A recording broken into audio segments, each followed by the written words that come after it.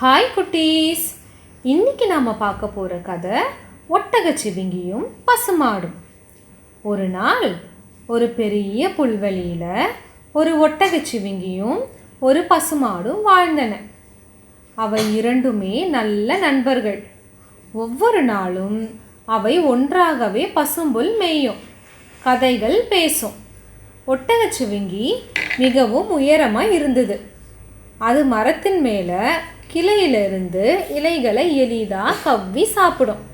ஆனால் பசுமாடு சின்னதாக இருக்கும். அது தரையில் இருக்கிற புல்லையே சாப்பிடும்.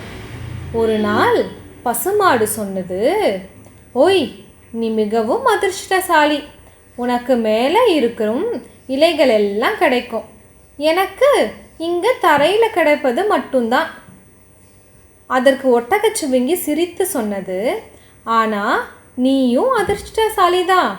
கீழே இருக்கும் புல் எப்போதும் பசுமையாக இருக்கும். எனக்கு சில சமயம் நீண்டு கழுத்து வலிக்கும்.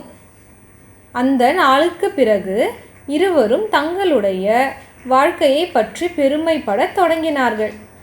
ஒட்டகச்சிவிங்கி பசுமாட்டுக்கு மேலே இருக்கும் இலைகளை சில சமயம் கீழே தள்ளி தரும். பசுமாடு பசும்புல்லை ஒட்டகச்சிவிங்கிக்கு கொண்டு வந்து கொடுக்கும். அவ்வாறு இருவரும் ஒருவருக்கொருவர் உதவி செய்து நல்ல நண்பர்களாக மகிழ்ச்சியாக வாழ்ந்துட்டு வந்தாங்க. ஒரு நாள் ஒட்டகச்சிவிங்கி இரை தேடி போகிறப்போ ஒரு குழிக்குள்ளே விழுந்துடுச்சு. அப்போது அதுக்கு ரொம்ப பயம் வந்துடுச்சு. அடடா, இப்படி குழிக்குள்ளே விழுந்துட்டோமே, நம்மளை யார் காப்பாற்றுவான்னு வருத்தப்பட்டுச்சு. நேரம் ஆக ஆக அதோட பயம் ரொம்ப கூடிக்கிட்டே போச்சு. அடடா, நம்மளோட நண்பனான பசுமாட்டால் கூட நம்மளை கண்டுபிடிக்க முடியாமல் போயிடுமோன்னு பயந்துச்சு. கொஞ்சம் கொஞ்சமாக தன்னோட நம்பிக்கையை இழந்த ஒட்டகச்சிவிங்கி முன்னாடி வந்து நின்றுச்சு பசுமாடு. அடடா, பசு நண்பரே, என்ன எப்படி கண்டுபிடிச்சிங்க? நீங்கள் யாரும் என்ன கண்டுபிடிக்க மாட்டீங்கன்னு நான் ரொம்ப பயந்து போயிட்டேன்னு சொல்லுச்சு அந்த ஒட்டகச்சிவிங்கி. அதை கேட்ட பசுமாடு சிரின்னு சிரிச்சு, நீ தான் பனைமரம் மாதிரி வளர்ந்துருக்கையில் இந்த காட்டில் எங்கே இருந்து பார்த்தாலும் உன்னை கண்டுபிடிச்சிடலாம். உன்னோட பலம் என்னன்னு நீ தெரியாமையே சுற்றிக்கிட்டு இருக்க. இந்த குழி சின்ன குழி தான், மேலே ஏறிவான்னு சொல்லுச்சு. அப்போ தான் அந்த ஒட்டகச்சிவிங்கிக்கு புரிஞ்சிச்சு, அடடா, நாம் பயத்தில் இந்த குழியை கவனிக்காமல் விட்டுட்டோமேனு அப்படின்னு நினச்சி ஒரு அடி எடுத்து வச்சு சுலபமாக வெளியே வந்துடுச்சு.